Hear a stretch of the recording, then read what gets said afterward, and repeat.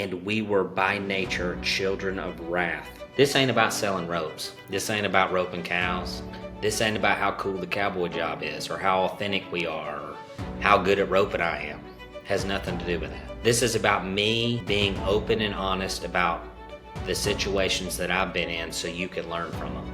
Because wisdom is the wise application of failure. And you were dead in the trespasses and sins in which you once walked, following the course of this world, following the prince of the power of the air, the spirit that is now at work in the sons of disobedience, among whom we all once lived in the passions of our flesh, carrying out the desires of the body and the mind. And we were by nature children of wrath, like the rest of mankind. But God, being rich in mercy, because of the great love with which He loved us, even when we were dead in our trespasses, made us alive together with Christ. By grace, you have been saved. That was Ephesians 2, 1 through 5. This passage of Scripture absolutely changed my life. I can remember the first time I heard it. I'd been reading that Bible stick I talked about in the first episode of the podcast, and had some questions for Dad. Mostly I was talking about how I didn't feel like I was worthy, right? There was no way for me to be perfect enough to be a follower of Christ. And he simply read me this passage. And to me, what it says that we are all deserving of wrath. And it doesn't matter what sin you insert into the human, what their flesh is, every single one of us deserves wrath. And then in verse 4, it says, but God saved us, right? By grace, we have been saved. And grace in and of itself is getting something you didn't deserve. And it totally changed my viewpoint on what being a believer actually is. It's no different than me and my son's relationship, me and my father's relationship. As far as me and the King, he wants me, regardless of my flaws, so to speak. And so that gave me the freedom to be who I was in my own mind, and still be able to love Jesus. Now, as you begin to build a relationship with Jesus, your entire perspective on life changes. So you're going to change inherently because of this. And this is a lifelong thing. And I think a lot of believers have a hard time with that, because it's like, okay, well now I'm a believer, so I'm supposed to be good now. Well, that's not really how that works, right? There's lots of things in your life, lots of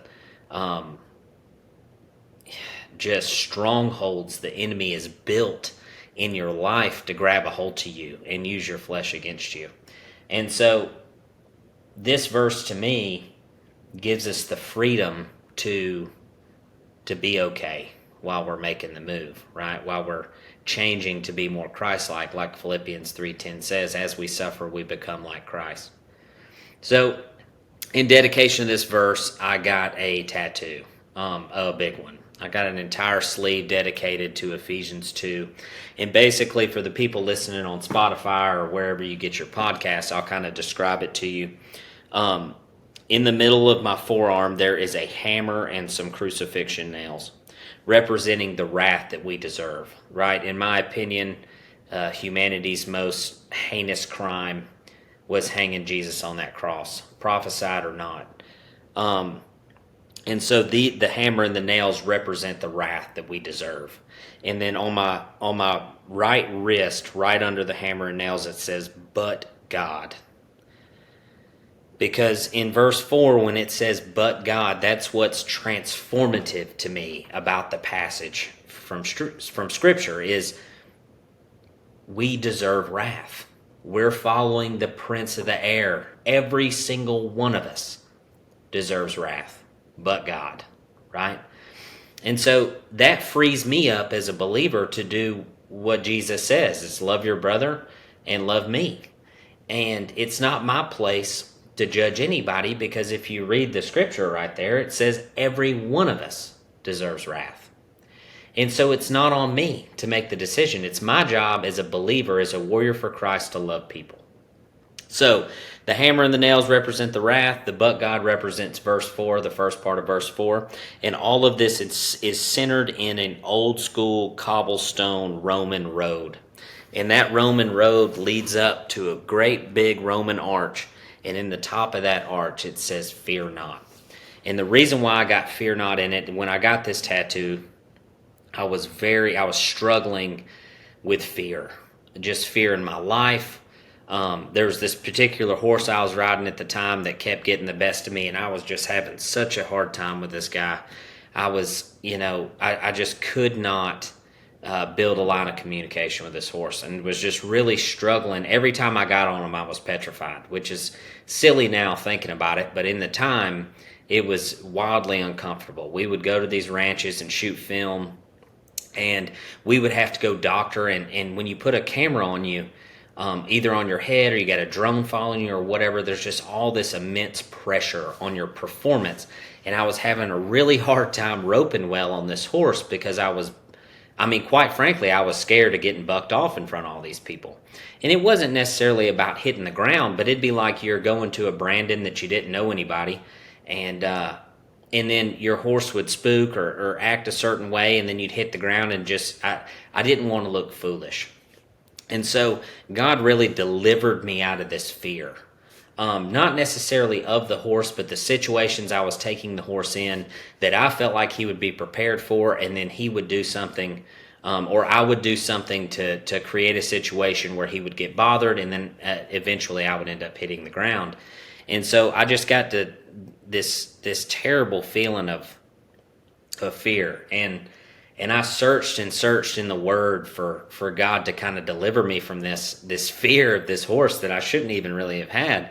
And he did. And so one of the things I read, and I don't know if this is 100% accurate, but it really gave me a lot of hope in the time, is that fear not is the most used commandment in the Bible.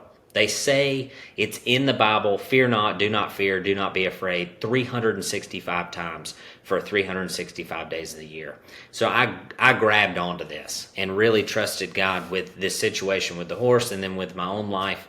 And so in the top of that Roman arch, I have fear not. And because of Ephesians 2, I feel like that I am completely deserving of wrath, but my King saved me, and I can walk into the world through that arch with no fear. And that's why I got the tattoo, and it's a constant reminder of Ephesians 2 and of why we don't have to fear, because we have a King of Kings that is good. Our Father is good. This passage of the Bible totally rerouted my life in a way that is just, I can't think of another moment in life other than my children being born, or maybe the day I got married, that rerouted me in the way this did. So one of the game changers for me is wrapped around worth, right? I spent a lot of my life thinking that you had to be perfect to be a believer. And I spent a lot of my life thinking that the things that I did, how I performed, my accomplishments, those were the things that made me worthy. And so what this did, one of the biggest things this passage did, is it told me that my worth doesn't come from how I perform, it doesn't come from my accomplishments, and it doesn't come from how, quote unquote, good I am, right? My worth comes from being a son of the King. And that's a totally different mindset. You know, if you're not working towards meeting this set of, checking the list, so to speak, that's uncheckable, right? Not sinning isn't possible, okay? But if you understand that you are loved and accepted and worth something just because of who God made you, you can do a lot with that. You can do a lot with that mindset. And so what my life started to look like after I started my journey with God in this way, up to this point, right, I'd been walking with believers. I read the Gospels. I learned who Jesus was and that he was a man worth following. He is a God worth following. And then I was introduced to this verse in Ephesians, or this passage in Ephesians, and it changed my whole perspective, right? So I'm going from this cowboy stage, so to speak, this gunslinger stage in my life where I'm just like, F it, man, whatever, I'm going to do what I do. And it doesn't really matter, to getting married, having responsibilities, like all of these things are weighing very heavy. And I am quickly realizing that there's no way I can do it on my own. There's no way that I can take care of this woman and the children that we might have, right? And so as I start this journey with God, he starts introducing me into these small little things that is hardening me into the warrior that I would need to be for when my children get here, and being able to take care of my wife and her emotional needs, right? Huge parts. One of the things, and I would talk to my dad at work about sin or flesh or whatever, right? And one of the things he told me that completely changed my life is the way we look at sin, right? So if I hold my hand up like this, and what I'm doing right now for the people listening is holding my hand up to the camera, palm faced out, where you can see all 5 of my fingers. And let's say these 5 fingers are sin, okay? These are sin. That looks like a lot of sin.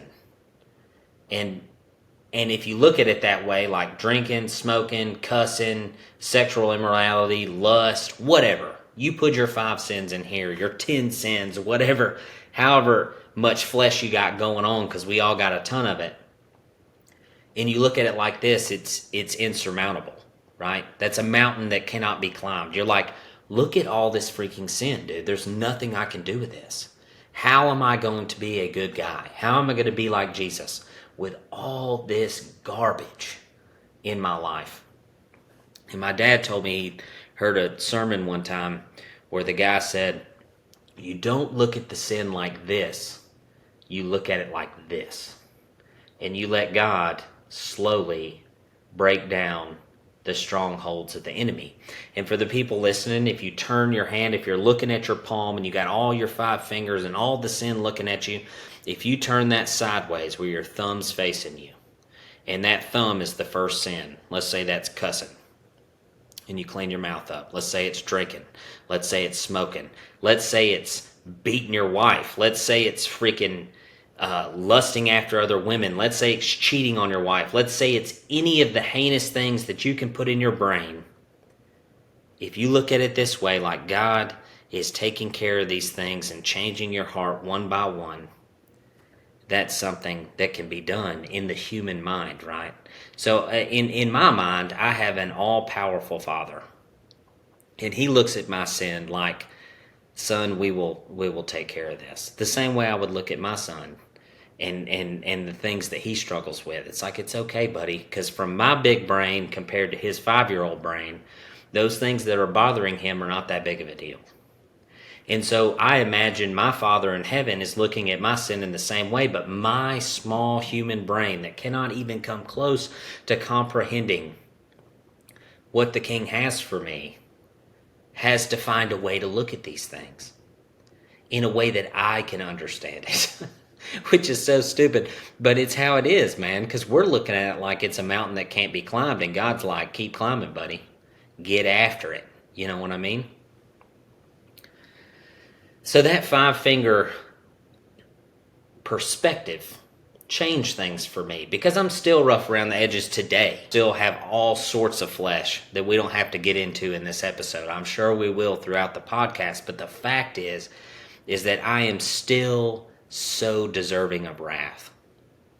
But what this did was it changed my goals.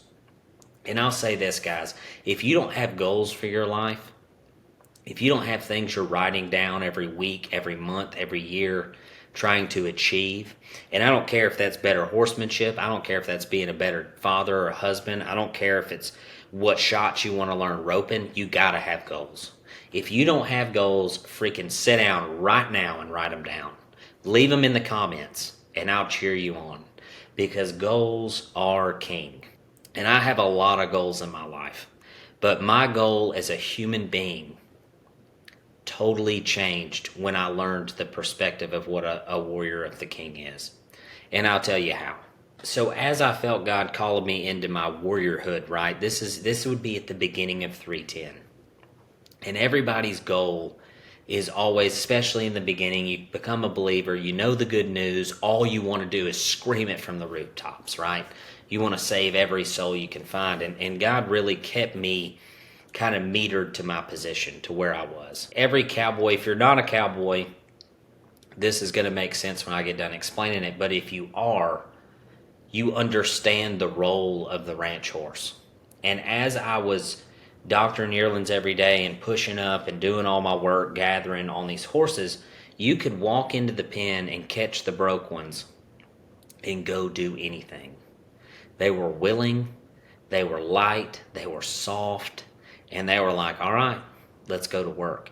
And so as I started to become a warrior for God, my goal shifted from having my plans, what I wanted to do in life, to being a good using horse, to being a ranch horse. So for the people who aren't cowhands, a ranch horse is basically an all-encompassing term for a horse that can go do anything, that is willing and able to go do anything. And that's climbing mountains, gathering pastures, pushing cattle up, doctoring cattle, whatever you need this horse to do. He is going to be light and soft and receptive. And I will be the first to tell you that there's a lot of horses out there that are not light and soft and receptive to anything, much less the rigorous work that we put them through doctoring yearlings from day in and day out. And so I perceived myself, or I started looking at myself, and I made it my goal to be the horse that you could ride 25 miles, put up wet, and the sucker meets you at the gate every morning. And I look at Christ as someone who's going to come in, walk in there, throw a halter on me, and take me to go do a job. And this is the deal, with church and what I talked about in the first episode. While people do get a lot out of church, and I understand the community aspect, I feel like God has created a situation for me to where it's my job to walk into the madness. It's my job to walk into the world and be in the world and not of it. And that's what we ask ranch horses to do. We don't just take them to an arena and run a pattern. We don't just go rope one cow, turn them, and go home. We go out and do the job. And the job is freaking hard. And the videos don't make it look hard, but it is hard. It's hard on them. And the ones that are soft and willing and able and they want to do it with you are nothing short of a gift. And so I started looking at my mannerisms, or the way that I reacted to what God was asking me to do, as the same way that 31, my horse, would react to me when I came and called him after we gathered for 25 miles. And he would walk up to you with his head down, let you catch him. You didn't have to chase him all over the place, and you saddle him and you go do it again. And this is something that I think a lot of believers get hung up in, right? You get hung up in the beginning stages, right? We're called to learn the Bible. We're called to know God. And I truly believe that we're called to walk with Him. And I don't mean walk with Him where you want to go. I mean walk with Him anywhere He asks us to go. Because I've asked my horse to go in some pretty uncomfortable situations. And I can tell you that from a rider's perspective, or from a cowhand's perspective, it sure is nice when that horse is willing to go into those uncomfortable situations and trust you. And it's very easy to tell the difference. It's very easy to know when they don't trust you, and when they don't believe in your leadership, and when they second guess you, right? And that's what we do to God all the time. And this is still a work in progress for me. This podcast is an example. Like I said in the first episode, my friend has been telling me for years to do this podcast. I'm just like, dude, I don't have anything to freaking talk about. because I truly felt like I didn't.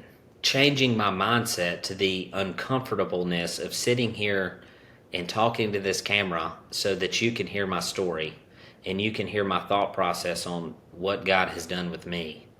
And maybe it helps you. Maybe it doesn't. I don't know. If it helps one guy, I guess that's a win. But I could feel him leading me. And Daryl literally said to me last week, or week before last, before I shot the first episode, he said, I want you to go back and I want you to read 3:10 and I want you to remember why you started doing this in the first place. And that was a freaking gut check, dude. Like, this ain't about selling ropes. This ain't about roping cows. This ain't about any of that stuff. This ain't about how cool the cowboy job is or how authentic we are or how good at roping I am. It has nothing to do with that. It really doesn't even have to do anything with my suffering. This is about me being open and honest about the situations that I've been in so you can learn from them. Because wisdom is the wise application of failure. And if you can learn from my failures and my shortcomings, that's a gift. And I am thankful to offer it because I count it a blessing to be able to watch my friends, my mentors, my teachers fail and to have the opportunity to learn from those guys in a whole different way. It's unbelievable, really. With all that being said, the life of a ranch horse is one of suffering. It's one of great trials and tribulations. Those horses put up with and deal with more than any other horses on the planet, in my opinion. They are incredible at suffering. And when they trust you and they believe in you and they believe in your leadership, they will ride to hell and back with you. And I feel like that's what I'm supposed to be for God. And the importance of maintaining focus through this suffering, and I touched on the arthritis in the first episode. It's a minute-to-minute decision. Living in pain every single day, there's a lot of you that do that. And it's very easy to get angry and irritated with the King. Because if you listen to the song Even If by Mercy Me, and it talks about how God could reach through the flames and heal you right then. But even if you don't. And the question comes to my mind often, why don't you? Why don't you? You know, and I don't know why he does. I don't know why I have the disease I have. I don't know why I have to deal with the bull crap I have to deal with when it comes to all this stuff, but I do. And I can tell you some days it's a minute-to-minute decision to trust him with it. And to not get angry and frustrated and irritated in a way that is not respectful. It's not. One thing I go back to, and I'll tell you a quick story. When I was in 8th grade, I wanted to play baseball real bad. And I played all through junior high and little league and all that. And I was a second baseman. I was really, really small. But I just wasn't a great infielder. I wasn't very fast. I didn't hit very good. And I went to my dad and I was like, hey man, I really want to play high school ball, but I don't think I'm going to make the team. And he was like, they'll always take a catcher that's good. They'll always take a catcher. I was like, okay, well, I want to be a catcher. My dad was a catcher. My granddad was a catcher. But nobody had ever put me back there because, one, I was a little scared of the ball, and two, I was really small. So my dad says to me, I can teach you how to be a catcher. And I'm like, okay, teach me. So he goes in the garage and he gets this old freaking catching gear I'm talking about. It's still one of those face masks that you pull over a hard hat helmet, right? Like nothing like what we used at the school. And he puts me in that catching gear and he's like, all right, when I throw it in the dirt, throw your body in front of it. And I was like, oh no, hell no, I ain't doing that. What do you mean, let the ball hit me? You're crazy. I'm not letting the ball hit me. And I was terrified of the ball. When I was hitting, I was scared of the ball. When I was in the infield, I was scared of it popping up and hitting me in the mouth. I mean, it was just constant. And so my dad took me and tied my hands behind my back in that catching gear and pecked me with that baseball till I freaking liked it. You hear me? He'd hit me in the face mask, he'd hit me in the chest protector, he'd throw it in the dirt, he'd bounce it off my knee pads. And thinking back on it now, as many balls as I blocked after I got good at it, it doesn't really hurt if it hits the pads. But it was frightening to me.